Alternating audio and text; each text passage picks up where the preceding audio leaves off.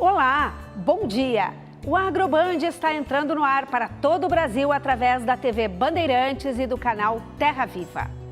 Conheça uma criação de abelhas sem ferrão e saiba mais sobre a importância destes insetos para a preservação de ecossistemas e para a produção de alimentos.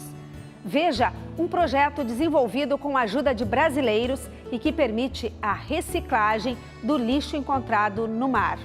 E ainda, descubra embalagens biodegradáveis que podem substituir os plásticos convencionais utilizados na armazenagem de alimentos. Não saia daí, o Agroband está só começando.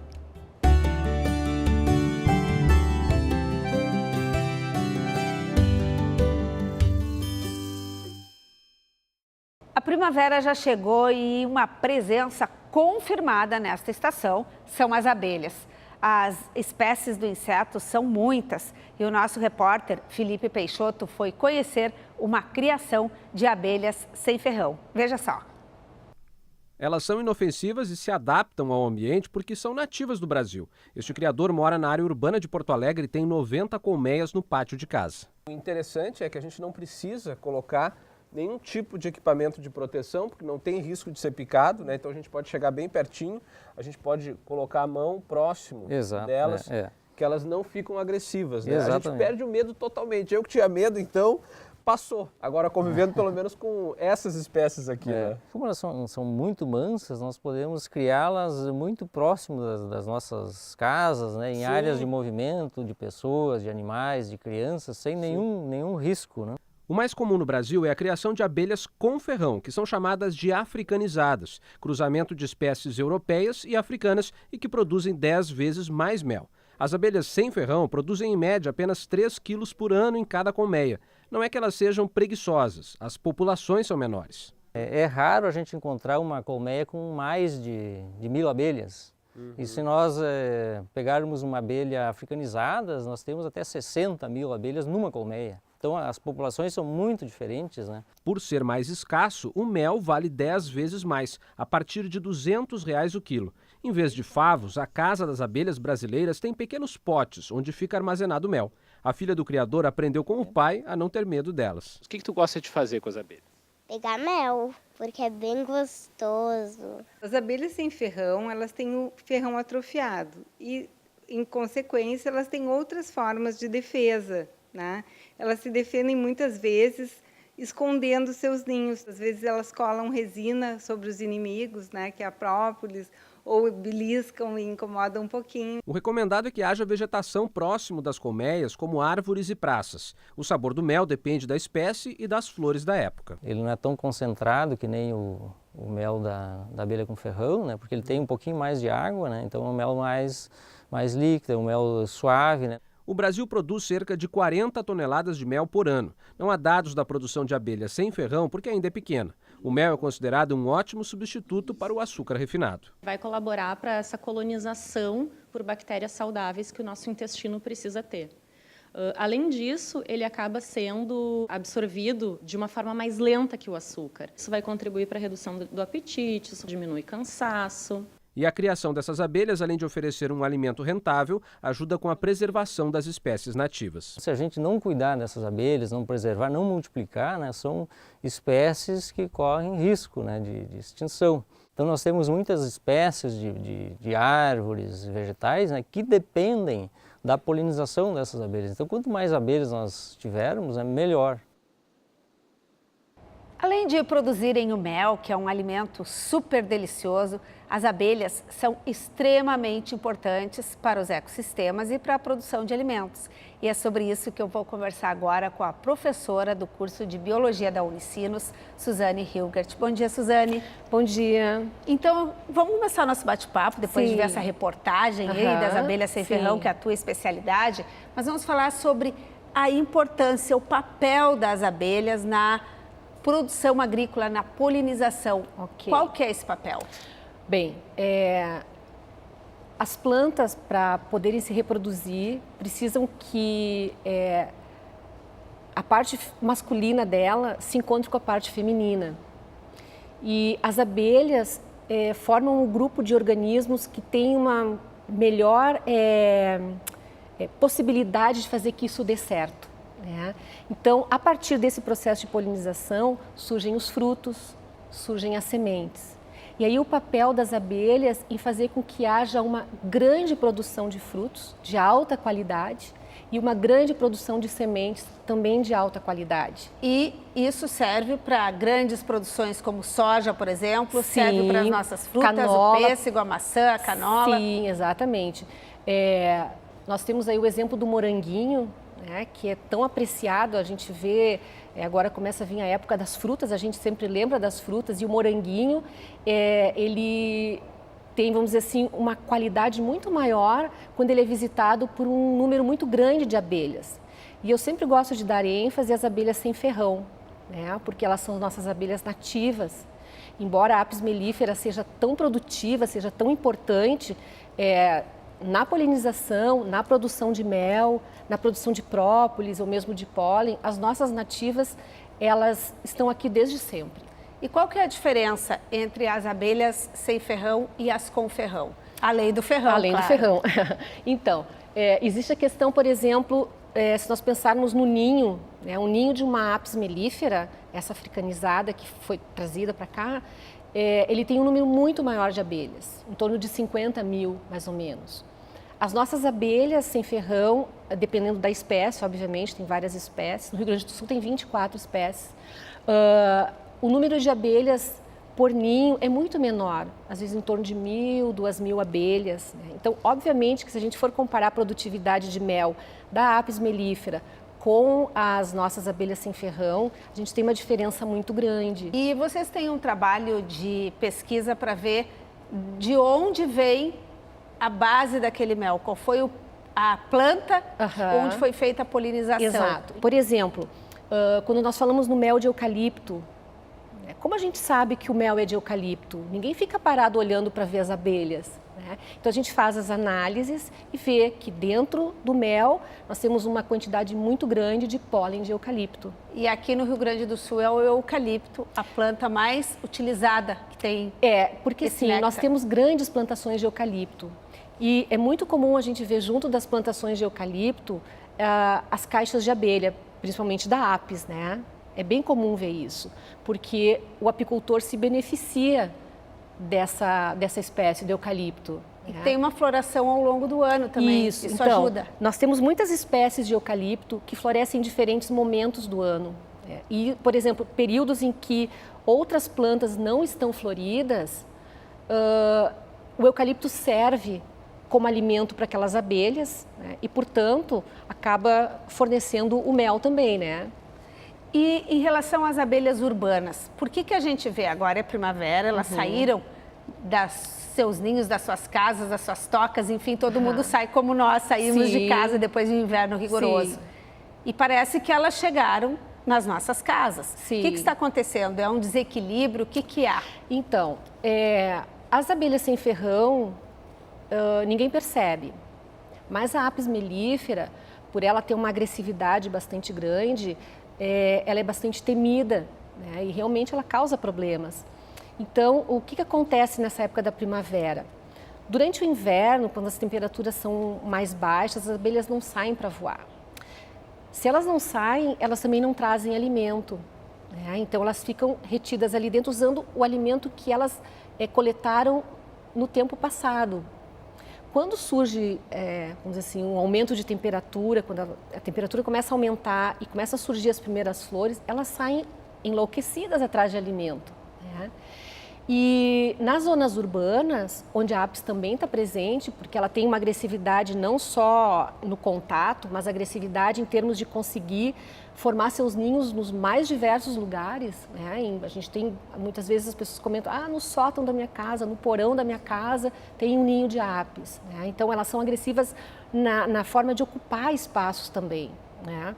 Então elas estão assim alvoroçadas porque a gente tem uma florada agora chegando, né, que vai repor tudo aquilo que elas gastaram durante o período em que elas estiveram resguardadas do frio. E essa invasão na cidade não é porque está havendo um desordenamento. Justamente essa agressividade dela de ocupar vários espaços, ela sai do controle do apicultor, daquelas caixas, e ela vai enxamear, como se diz, né, em outros lugares. Então, ela ocupa vários lugares. Né? As nossas abelhas sem ferrão, elas têm uma dependência maior das áreas nativas, embora a gente tenha elas nas zonas urbanas também. Mas essa característica da apis, de ser uma abelha resistente, né, permite que ela ocupe vários espaços, tanto urbanos quanto não urbanos. Obrigada, bom dia. Eu que agradeço, bom dia. E o AgroBand faz agora um rápido intervalo. E na volta, nós vamos falar sobre a preservação dos oceanos. Um projeto desenvolvido aqui no Rio Grande do Sul está possibilitando a reciclagem do lixo encontrado no mar. Até já!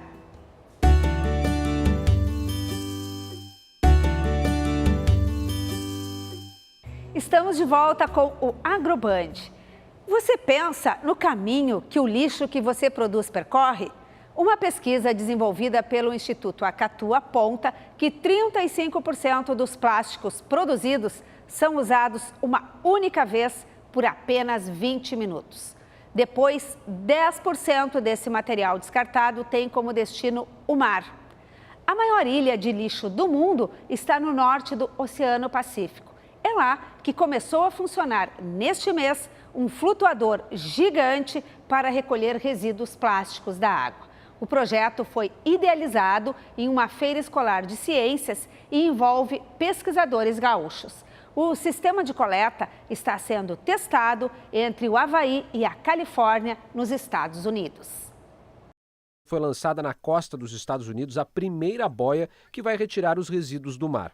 O equipamento tem 600 metros de extensão e funciona como uma gigantesca pá de 3 metros de profundidade que varre o lixo da superfície do mar. Tudo foi calculado para que os peixes e outros animais consigam passar por baixo da barreira sem o risco de ficarem presos. A boia flutua por conta própria, empurrada pela força do vento e da água. Sensores vão indicar quando a carga de lixo estiver grande e navios serão enviados para recolher o material. Estas são amostras de lixo coletado do norte do Oceano Pacífico. Tem de tudo por aqui, embalagens, olha só, uma escova de dente, o que sobrou de um chinelo, tampinhas de todos os tipos. E um dos principais desafios é o que fazer com todo esse material retirado do mar. E aí veio uma contribuição fundamental dos pesquisadores brasileiros. Depois de muito estudo, eles viram que era possível sim reciclar esse plástico, apesar da degradação de décadas no ambiente marinho. Cientistas da Universidade de Caxias do Sul, na Serra Gaúcha, analisaram o lixo do oceano e, com a ajuda de equipamentos como este, conseguiram fazer a reciclagem. Uma das características que a gente percebeu é que o nível de degradação que o material estava apresentando, ele era muito superficial, e enquanto a grande parte da matéria-prima ainda não tinha sofrido degradação, permitindo, então, uma reciclagem mais adequada. Nos primeiros testes já foram produzidas pequenas cestas de plástico e até uma saboneteira. O Brasil entrou no projeto depois que este pesquisador ofereceu ajuda por e-mail. Muitos dos peixes, enfim, né, dos organismos que a gente acaba se alimentando aqui, podem sim estar contaminados e nós podemos estar nos contaminando agora. Então, não só pela parte da fauna e flora local, né, mas também para os seres humanos, acho que é de extrema importância fazer esse estudo. A fundação The Ocean Cleanup, que coordena o projeto, já arrecadou mais de 30 milhões de dólares para financiar a limpeza dos oceanos. Dentro de um ano será possível saber se, de fato, as boias estão conseguindo fazer a retirada do lixo da forma planejada.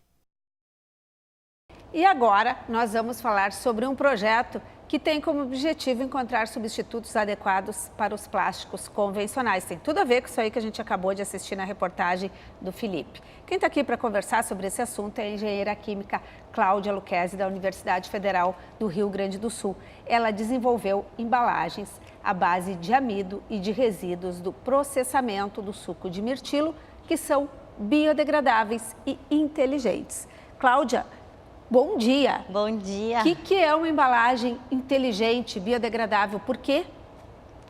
Então, a nossa ideia para esse trabalho foi desenvolver uma embalagem que pudesse fornecer uma informação para o consumidor sobre a qualidade daquele alimento. Atualmente, as embalagens simplesmente atuam como uma forma de contenção e proteção dos produtos para serem mais facilmente comercializados. E a gente sentiu essa necessidade, então, de desenvolver essa embalagem utilizando biopolímeros, que são polímeros naturais, obtidos a partir de fontes naturais, fontes renováveis e que são biodegradáveis. E por que vocês usaram o mirtilo? O mirtilo, ele tem na sua composição antocianinas. Antocianinas são compostos naturais presentes no mirtilo que conferem a capacidade de mudança de coloração. Então, as antocianinas permitem que essa mudança de coloração aconteça em virtude da mudança do pH do alimento. Uma carne, por exemplo. Conforme o alimento vai se deteriorando, entra em processo de degradação, ele libera compostos voláteis, aminas voláteis, que são compostos com elevada alcalinidade, bastante básicos, e fazem com que o índice de acidez desse alimento seja alterado, principalmente pensando em carne de gado e carne de frango. E aí muda a cor dessa embalagem, desse filme plástico? Essa embalagem muda de cor devido a essa capacidade que ele tem de perceber que houve uma mudança no índice de acidez do nosso alimento. Bom, vocês também estão fazendo testes com mandioca, com arroz, com açafrão. Como é que vai? Sim, como é que é o comportamento? Tem diferentes tipos de compostos bioativos em estudo no nosso laboratório. Temos algumas pesquisas que utilizam açafrão para desenvolvimento de curativos, não tanto na ideia de embalagens para alimentos, mas sim para a área biomédica. E algumas embalagens, então, que utilizam resíduo da produção da mandioca, casca de arroz, casca de amendoim, e entre outros resíduos da agroindústria para substituir as embalagens de isopor. Aquelas bandejinhas. Do poliestireno expandido, aquelas bandejinhas que normalmente são utilizadas para embalar morangos, brócolis e alguns outros produtos E caros. fica durinho igual a embalagem de isopor? Na verdade, esse é um desafio bastante grande, comparar os nossos filmes produzidos a partir de biopolímeros, que são naturais, com os plásticos convencionais. E para isso a gente está tentando, então, obter um processamento viável, possível, de que essa embalagem tenha aparência semelhante e tenha as mesmas funções do que aquela embalagem produzida a partir do plástico convencional. Bom, a gente sabe que o descarte das embalagens plásticas é um grande problema para o meio ambiente. E essas embalagens biodegradáveis de vocês, inteligentes, elas são incorporadas ao solo, por exemplo, não deixam resíduo nenhum. Como que é esse processo? Então, o processo de biodegradação, às vezes, ele é um pouco mal compreendido pelas pessoas, porque parece que simplesmente a gente vai deixar a embalagem em cima da mesa e ela vai desaparecer. Isso não é o processo de biodegradação. Biodegradação é um processo controlado que acontece em condições controladas, seja ela no solo, seja ela em recursos hídricos. Também pode acontecer, mas a gente faz análise então do solo para verificar qual a qualidade dele antes e depois da gente ter a nossa embalagem, ter passado por esse solo. Então a gente faz análise de ecotoxicidade para avaliar se esse solo foi modificado quimicamente pelo processo de biodegradação da embalagem, e é possível também que haja a liberação de compostos bioativos dessa nossa embalagem. Vai virar um adubo? Vai virando um adubo, exatamente, contribuindo então para fertilizar alguns solos. E quando que a gente vai ter no mercado essa embalagem, Cláudia? Olha, eu gostaria que fosse bastante rápido esse processo, mas ele depende de recursos financeiros que são bem complicados. A área da pesquisa, ela requer muito recurso que a gente não tem. Temos uma demanda bastante grande desse tipo de recurso. Para que ela se torne competitiva, a gente precisa que ela seja produzida de uma forma mais industrial do que ela é produzida hoje. Hoje a gente tem um processo de produção no laboratório que é em escala laboratorial, não é uma escala industrial. Então, a nossa ideia é conseguir, com alguma indústria ou com um órgão de fomento brasileiro, um patrocínio, uma ajuda financeira, um recurso para que a gente possa continuar desenvolvendo essas nossas pesquisas, buscando sempre a aplicação final, que é que ela chegue até o consumidor e possa auxiliar na vida dos consumidores. Mas tem uma luz no fim do túnel, porque tu ganhaste uma bolsa do CNPq com o pós-doutorado para continuar esse projeto. Exatamente, eu fui contemplada com uma bolsa PDJ, que a gente chama, é pós-doutorado júnior do CNPq. 1 ano de bolsa, então, a partir de agosto desse ano até agosto de 2019, para desenvolver mais esse projeto, as tecnologias, utilizar diferentes formas de processamento e tentar encontrar aí uma solução possível que seja aplicável industrialmente. A gente está muito na torcida, Cláudia. Eu já fui a algumas feiras de alimentos no mundo e vi essa preocupação com as embalagens. Tem também essa questão da luz. A luminosidade altera os produtos para a transparência da embalagem, o uso do plástico, tem o vidro voltando. Eu visitei uma ocasião na Finlândia, um centro de pesquisa para uso do papel, porque lá a grande matéria-prima deles é a celulose. E eles estavam também desafiados porque o plástico está entrando muito forte. Na verdade, o plástico tem um custo menor, por isso ele ganhou tanta força. Sim, principalmente na questão da distribuição dos produtos, muito do transporte é feito via transporte rodoviário. E isso faz com que o custo desse transporte seja muito aumentado quando a gente utiliza vidro e embalagem metálica, em comparação com o plástico, que tem essa propriedade, né, de ser mais leve do que os outros. Mas a gente vai avançar com essas pesquisas aí e quem sabe a gente possa ter com esse apelo, né, de preservação do meio ambiente, de garantir a qualidade dos alimentos cada vez mais também. Prolongar o tempo de vida de qualidade, informar para o consumidor a questão do prazo de validade, que é um problema muito grande. A gente vê surtos aí nos supermercados de produtos que estão fora da validade, mas não conseguem informar para o consumidor. Então, a nossa ideia é avançar nesse sentido. Bom, estamos em campanha junto com a Cláudia para que a gente possa avançar e que possamos ter em nível comercial esse tipo de embalagem. Parabéns, Cláudia. Boa sorte. Muito obrigada. E o AgroBand de hoje fica por aqui. Não esqueça que você pode conferir este e outros programas na nossa página no Facebook. Até o nosso próximo encontro. Tchau!